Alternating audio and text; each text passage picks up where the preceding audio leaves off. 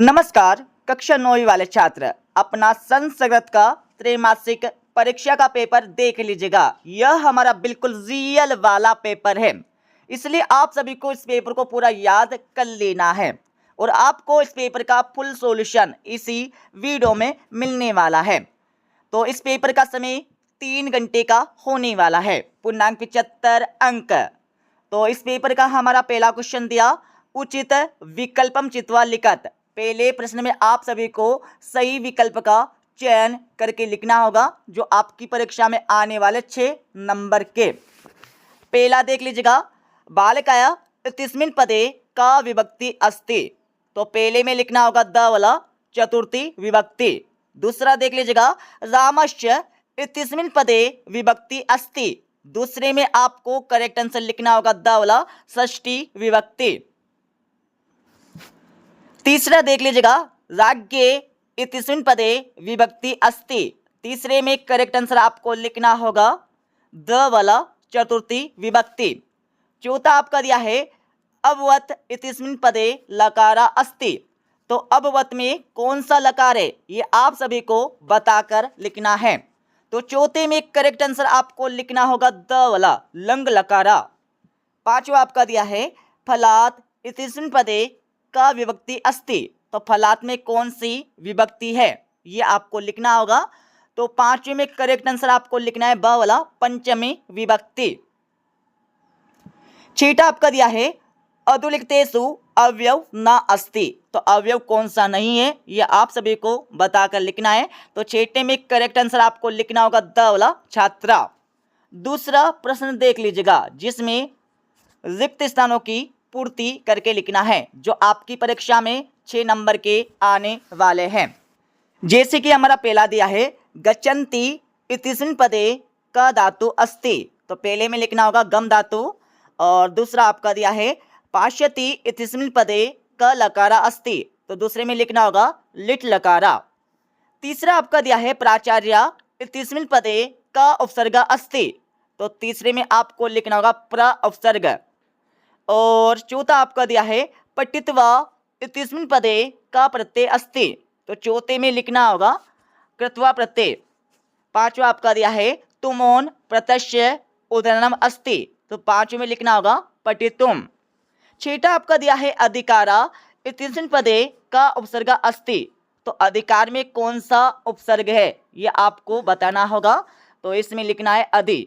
ठीक है, अब आप सभी यहाँ पर तीसरा प्रश्न देख लीजिएगा, जिसमें शुद्ध वाक्य के समक्ष आपको आम लिखना है और अशुद्ध वाक्य के समक्ष आपको न लिखना है। तो हमारा पहला दिया है देवेंद्र इत्यस्मिन् पदे गुण संधि अस्ति। तो पहला आपका लिखना होगा आम, मतलब सत्य है। ठीक है, और दूसरा आपका दिया है विद्यालय इत्यस्मिन् पदे दीर्घ संधि अस्ति। तो दूसरा भी आपका बिल्कुल हो जाएगा आम, सत्य।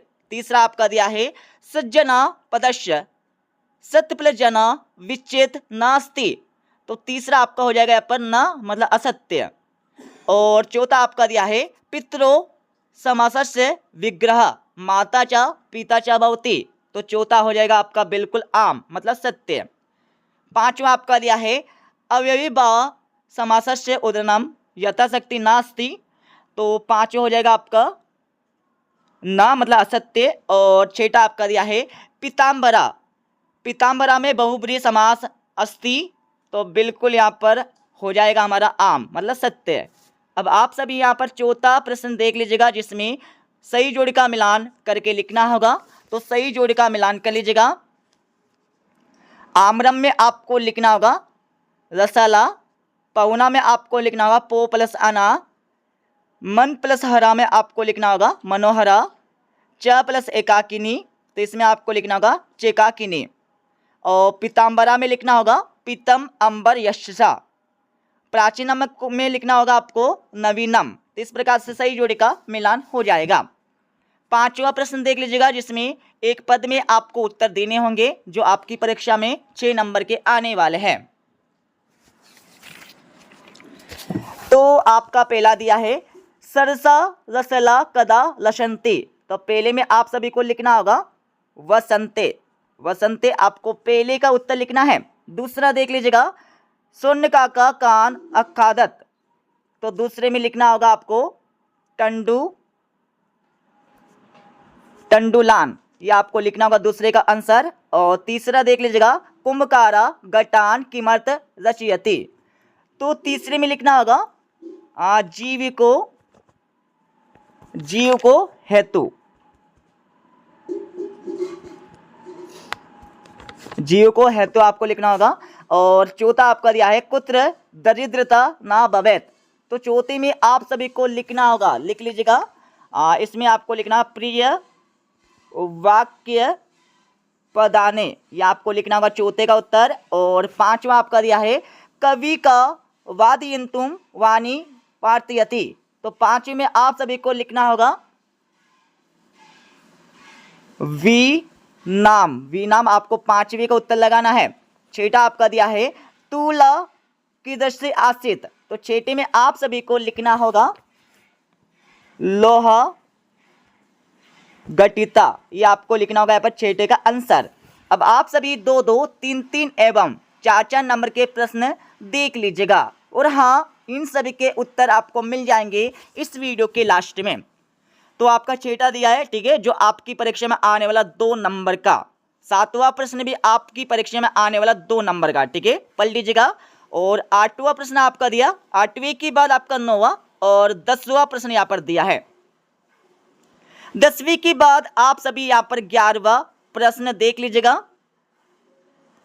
रेखांकित पदया द्वितीय प्रश्न निर्माण कुरुत, आपको क्या करना है, इन वाक्यों को प्रश्न के निर्माण में बनाकर लिखना होगा। को अपी दो, मतलब 2 के आंसर आपको देने हैं, ठीक है, तो इनके आंसर भी आपको बता देंगे। अब आप सभी यहाँ पर 12वां प्रश्न देख लीजिएगा, जिसमें आप सभी को बताना होगा किसने किससे कहा, ये आप सभी को बताकर लिखना है, तो इनके आंसर भी आपको बता देंगे इस वीडियो के लास्ट में। 13वां आपका दिया, जिसमें क्या करना होगा, इस प्रश्न में आप सभी को 2 श्लोक लिखना है। कितने? 2 श्लोक आपको परीक्षा में लिखना होगा। और 14वें क्वेश्चन में आप सभी को वाक्यों को शुद्ध करके लिखना है, तो इनके आंसर भी आपको मिल जाएंगे इस वीडियो के लास्ट में।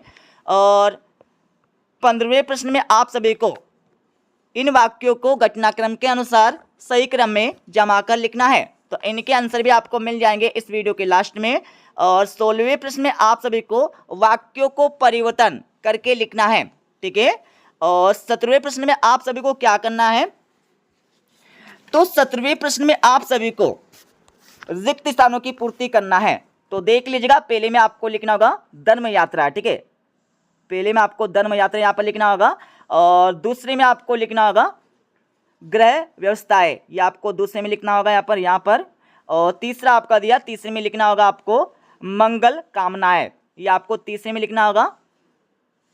और चौथे में आपको लिखना होगा कल्याणकारिणा, ये आपको चौथे में यहाँ पर लिख देना है।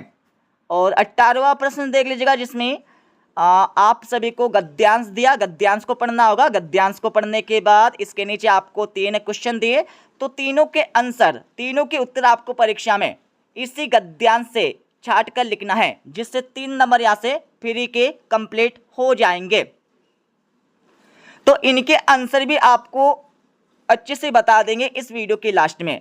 जैसे कि हमारा पहला दिया क्वेश्चन ग्रामे का नवशत, तो इसका उत्तर आपको लिखना होगा यहाँ से पहले का उत्तर, ठीक है। और दूसरा आपका दिया है दुहिता कीदृश आसीत, तो इसका उत्तर आपको लिखना होगा यहाँ से लेकर यहाँ तक, ठीक है, ये आपका दूसरे का उत्तर हो जाएगा। और तीसरा आपका दिया है माता पुत्री किम आदि सत, तो इसमें आपको लिखना होगा, इसका उत्तर आपको कहाँ से लिखना बता देते हैं, यहाँ पर देख लीजिएगा, यहाँ से लेकर यहाँ तक आपको तीसरे का उत्तर लगाना है, ठीक है। अब आप सभी यहाँ पर 18वां प्रश्न का अतवा वाला प्रश्न देख लीजिएगा, इसमें भी आपको एक गद्यांश दिया, इस गद्यांश को आप सभी को पढ़ लेना है।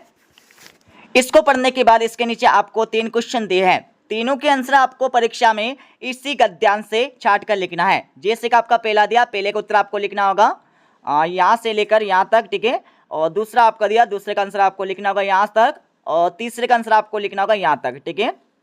और इसके साथ ही यहाँ पर 19वां प्रश्न देख लीजिएगा, जिसमें आप सभी को एक पद्यांश दिया है, इस पद्यांश को पढ़ लेना है। पद्यांश को पढ़ने के बाद इसके नीचे आपको 3 प्रश्न दिए हैं, तीनों के आंसर आपको इसी पद्यांश से छाट कर लिखना है परीक्षा में, तो सभी के आंसर आपको बता देंगे, ठीक है ना।